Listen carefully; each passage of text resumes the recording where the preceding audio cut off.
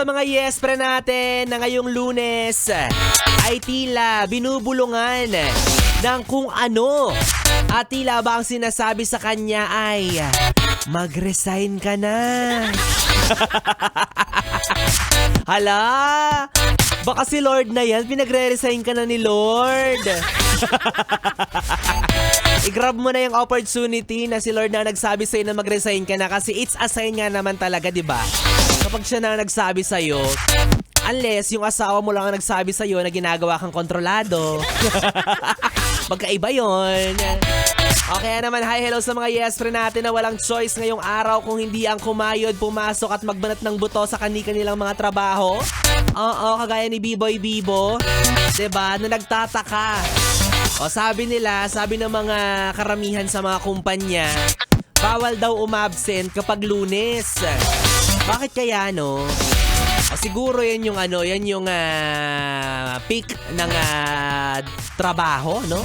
Kasi galing tayo sa weekend, marami sa atin ang natambakan, kumbaga marami rin ang mga natulog na gawain na kailangang balikan at atupagin. Diba? Kaya nga naman siguro bawal umabsent kapag Lunes. Or hindi naman bawal kasi karapatan mo naman yun kapag gusto mong mag-leave or kapag mag-sick leave. Diba? Pero yung mag-aawol ka, hindi yan pwede sa kahit anong araw ng linggo, ha? O, lalo na kapag Lunes. O, sabi nga naman kasi nila, diba, pag Lunes, bungad ng linggo, dapat maging produktibo tayo para isang linggo rin tayong produktibo at maraming magagawa na magandang trabaho. Pero ang unfair lang kung iisipin, yes, pre, no? Akalain mo yun, tayong mga regular, tayong mga typical na mamamayang Pilipino ay bawal umabsent kapag Lunes. Samantalang yung iba nagtatrabaho sa gobyerno, lalo na sa Senado, ilang buwan ng absent. Bakit kaya? Hindi na siya makita. Tapos hindi applicable daw sa kanya yung no work, no pay. Ano? Ang daya. Saan ba galing sweldo niyan? Ay, nako, ganun talaga, yes, friend. Wala naman tayong magagawa sa ngayon bilang mga normal na mamamayan, kundi ang kumayod pa rin on our own. Pero tandaan nyo, darating din ang araw ng eleksyon at makakabawi tayo. Yun ay kung hindi nyo napipiliin na maging bobo. Charot.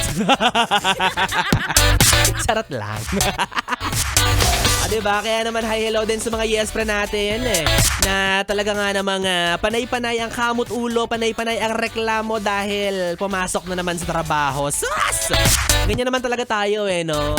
Magreklamo, magagalit-galitan, pero at the end of everything, papasok at papasok pa rin naman. Diba? Parang ikaw na nagagalit sa ex ng jowa mo.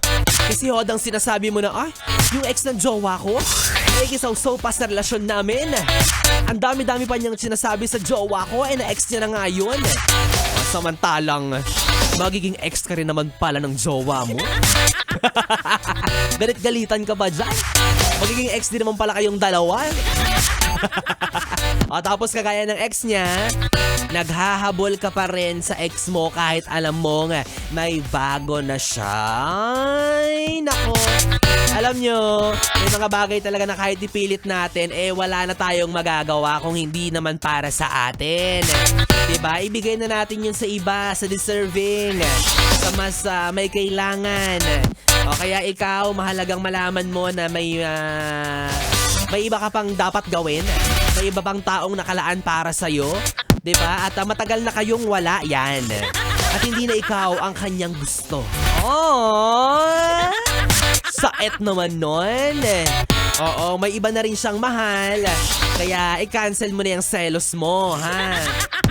Ayan kasi napapala mo, masyado mo kasing pinagmamalaki. Masyado mong pinagmamayabang dati. Panay-panay ka post sa Facebook ng pagbumukha ng jowa mo. Ending, hindi rin naman kayo magkakatuluyan sa dulo. Oh. Kawawa naman to. Okay, sige na, yes, friend. Chin up.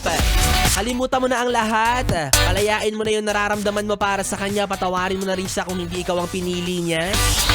Diba? Mas masarap sa pakiramdam yung mag-move forward ka And of course, magpapatawad yan.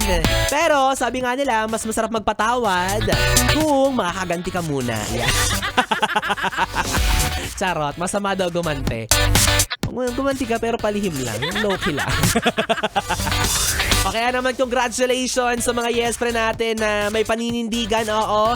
Na kapag sinabi nilang ayaw na nila, ayaw na talaga. Ay, palakpakan naman sa mga pagmumukha ninyo. O, ganun dapat, di ba? Hindi gaya mo puro salita, puro ebas. Panay sabi na, ayoko na, hindi ko na yung babalikan. Pero bukas, nakikita mo, nag-aanuhan. Kumbaga madaling sabihin na ayaw mo na. Pero nagpatikim ka pa.